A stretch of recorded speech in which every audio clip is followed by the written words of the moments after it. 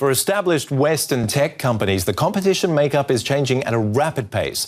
New customers and competitors are popping up in emerging markets, and these are the markets that are driving the strongest economic growth internationally. What are the chances of Germany getting knocked from its prized spot?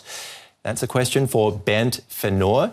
You're an executive consultant and professor. What are you advising your clients at the moment? I advise my clients to be watchful, to look very carefully where emerging companies are gaining success, are gaining market shares, and to have a right response for that. How watchful and how careful do they have to be? One strategy, we see that the companies like out of China, they attack German companies in the lower market segments. So German companies have to think about finding the right response, which means in many instances to go local. Made in Germany will become made by Germany. German companies need increasingly to establish local manufacturing and R&D hubs in emerging countries. So it's not just the case that they can rest on their laurels and expect everything to go as it has? That would be a big mistake. Sometimes success breeds arrogance and complacency, and this is the sure formula for decline. If we take our viewers back 150 years, it was the UK that was Europe's economic engine, not Germany, and Germany was considered to be a copycat. An economy that produced cheap versions or cheap products. The Germans changed that, basically became an extremely innovative nation. How did they manage to do that? As you described, first they copied, but at that stage Germany had a very good, or started to have a very good university system, and a lot of knowledge then was transferred to the business sector, and that has been kept over the centuries, and that's one of the key advantages of Germany.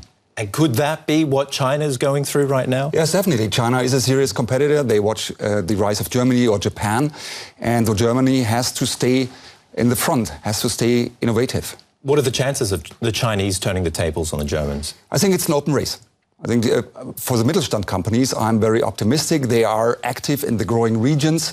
They address the so-called megatrends, energy efficiency, medical technology, things like that. And they're very flexible. A key challenge will be the business environment. As you well know, we have demographic challenges in Germany. And we need young people in the science and engineering fields, and we need to foster increasing immigration. Demographic changes, they're something that creep up on an economy. Does an economy have to then be very quick at adapting to challenges that do pop up? Yes, and that's the key to adjust and to find new solutions. And again, the Mittelstand, those are family-owned companies, they are long-term oriented and very flexible. So that's, I think, one of the key advantages. So they've always found a solution. They're very creative. So again, not resting on your laurels. Yep. Japan was another example in Asia, if we can stay there for a moment. Tell me more about what you thought was going to happen with Japan at one stage. Very good example. If you go back, read the books about Japan, they were supposed to lead the world in 1990. That didn't happen. One of their key advantages was so-called total quality management. And this was increasingly adapted by companies from Germany or the US, though the Japanese companies lost their edge. They're still good, but they're not the dominant competitor. Okay, so it's all about adapting. History can repeat itself. Mr. Venohr, thank you very much for joining us. Well, moving